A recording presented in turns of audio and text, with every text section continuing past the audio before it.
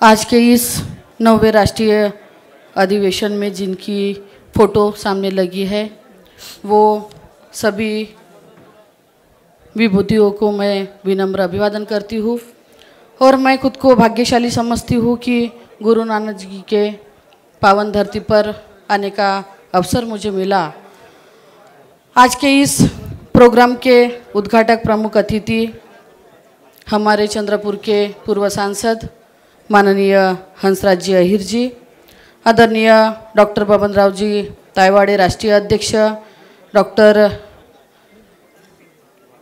नामदेवराव जी किरसान जो मेरे साथ अभी सांसद करके चुन के आए हैं, माननीय एक्स मिनिस्टर महादेवराव जी जानकर, आदरणीय जो हमारे साथ विधानसभा में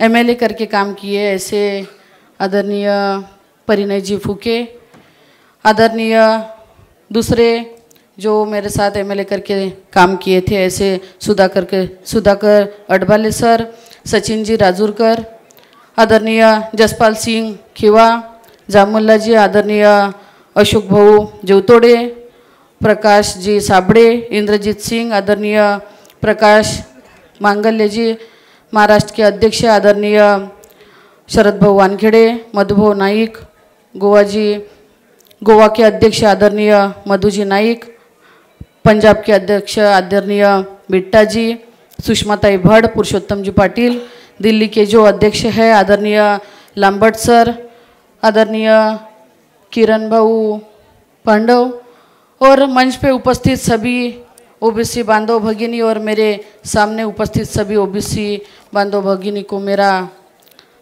नमस्कार। अमृतसर के इस पंजाब में आयोजित हो रहे राष्ट्रीय ओबीसी महासंघ के 9वें राष्ट्रीय अधिवेशन में के लिए मुझे उपस्थित रहने का अवसर दिया गया, इसलिए मैं सभी आयोजक बांधवों का, हमारे तायवाड़े सर का, सचिन भाऊ का, आदरणीय अशोक भाऊ का सबका तहे दिल से स्वागत करती हूँ। इस सम्मेलन में देश भर से सभी ओबीसी के गणमान्य व्यक्ति और प्रतिनिधि उपस्थित है। हम यह एक ऐसा संगठन है जो सामाजिक, शैक्षणिक, आर्थिक एवं राजनीतिक क्षेत्र में ओबीसी के लिए हमेशा काम करता है। ओबीसी के सशक्तिकरण के लिए एक उपयोगी ऐसा समुदाय ओबीसी का है। राष्ट्रीय ओबीसी महासंघ के विशाल कार्य के कारण पूरे देश, संपूर्ण भारतवर्ष में ओबीसी समुदाय अपने अस्तित्व की पहचान कर पाया है, ओबीसी के प्रति जागरूक हो गया है, उन्हें अपने हक और अधिकार के प्रति न्यायपूर्ण दृष्टि प्राप्त हुई है। ओबीसी समुदाय की केंद्र और राज्य सरकार से संबंधित कई प्रमुख मांगे हैं और वो मांगों और विचारों के लिए आदान प्रदान के लिए यह राष्ट्रीय सम्मेलन सभी ओबीसी भाइयों ने यहाँ पे आयोजित किया है। महासम्मेलन अमृतसर पंजाब में आयोजित किया गया है। भारत में जातिनुसार जनगणना के लिए हम पूरी ताकत से प्रयास कर रहे हैं। अभी हमारे सांसद जो आदरणीय किरसान साहब है उन्होंने बताया कि जैसे हमारा पहला स्पीच भी हाउस में हुआ था उसमें भी हम ओबीसी की जातीय जनगणना होनी चाहिए वो विषय सबसे पहले वहाँ पे लिया, क्योंकि हम भी ओबीसी से आते हैं।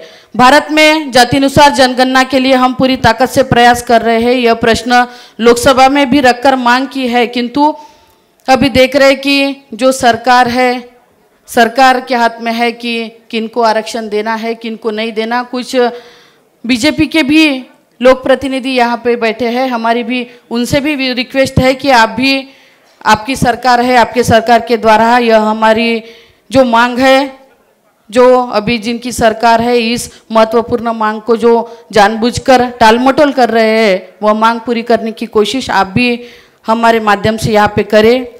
निजीकरण का जो बढ़ावा देने का विषय आप देख रहे हैं कि निजीकरण को बढ़ावा देने का विषय आगे जा रहा है और जात न्याय जनगणना का विषय है वो हेतु पुरस्कार कहीं तो भी उसको बाजू में रखा जा रहा, तो वो भी विषय आगे लाने की ज़रूरत है। और जातिनुसार जनगणना के अलावा नॉन क्रिमिनल का विषय भी हमारे किरसान साहब ने यहाँ बताया, जिनकी उत्पन्न की मर्यादा कम से कम 15 लाख करना और केंद्र में ओबीसी मंत्रालय की स्थापना, छात्रों को पूर्ण तथा गति से छात्रवृत्ति मिलना आदि के लिए हम हमेशा संघर्ष यहाँ पे करेंगे। आपने देखा होगा कि आज के इस ओबीसी के राष्ट्रीय अधिवेशन में हमारे नागपुर डिवीजन से खास करके गढ़चिरौली, चंद्रपुर, वर्धा, यवतमाल, भंडारा, गोंदिया से बहुत सारे लोग यहाँ पे आए हैं।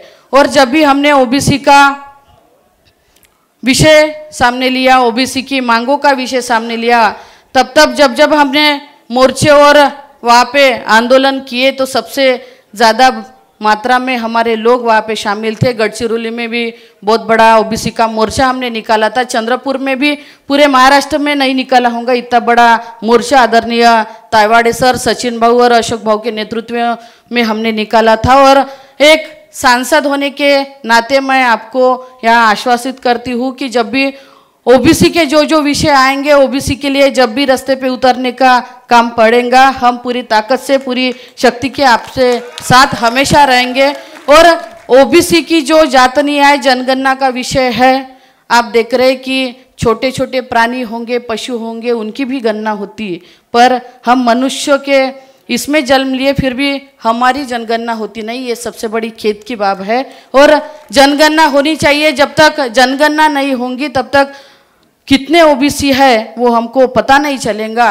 और एक सांसद करके मैं भी यह बोलना चाहती हूँ कि ओबीसी की जनगणना होनी चाहिए, क्योंकि आप देख रहे हैं कि जब तक ओबीसी की जनगणना नहीं होंगी तब तक अभी स्थानिक स्वराज्य संस्था की इलेक्शन भी है, जब तक ओबीसी की संख्या कितनी है ये पता नहीं चलेगा, तब तक वो इलेक्शन भी नहीं लगेंगे। और बहुत सारे ऐसे मुद्दे हैं जो आगे लेके हम जा रहे हैं। जैसे आप देख रहे हैं कि महात्मा ज्योतिबा फुले हो गए और सावित्रीबाई फुले को भी यहाँ भारत रत्न देने का सरकार ने आश्वासन दिया था, पर अभी तक उनको भारत रत्न पुरस्कार मिला नहीं है। और हमारे महाराष्ट्र में मराठा आरक्षण का विषय अभी बहुत चल रहा। मराठा लोगों को आरक्षण देने के लिए हमारा विरोध बिल्कुल भी नहीं है, पर उनको इंडिपेंडेंट आरक्षण दो, हमारे ओबीसी में से निकाल के मराठा लोगों को आरक्षण मत दो, ये हमारी प्रमुख मांग है। आज बहुत अच्छा राष्ट्रीय अधिवेशन यहाँ पे सभी हमारे भाइयों ने आयोजित किया। मैं तहे दिल से उनका अभिनंदन करती हूँ, स्वागत करती हूँ और खुद को भी भाग्यशाली समझती हूँ कि इस अधिवेशन का एक हिस्सा होने का मौका हमें भी आप लोगों के माध्यम से मिला। सबको मनपूर्वक शुभेच्छा देती हूँ और यही अपने 2 शब्द खत्म करती हूँ। जय हिंद, जय संविधान।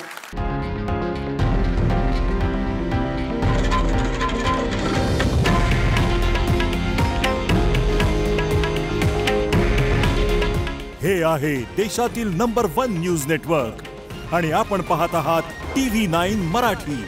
काळजी तुमची, हित महाराष्ट्राचं।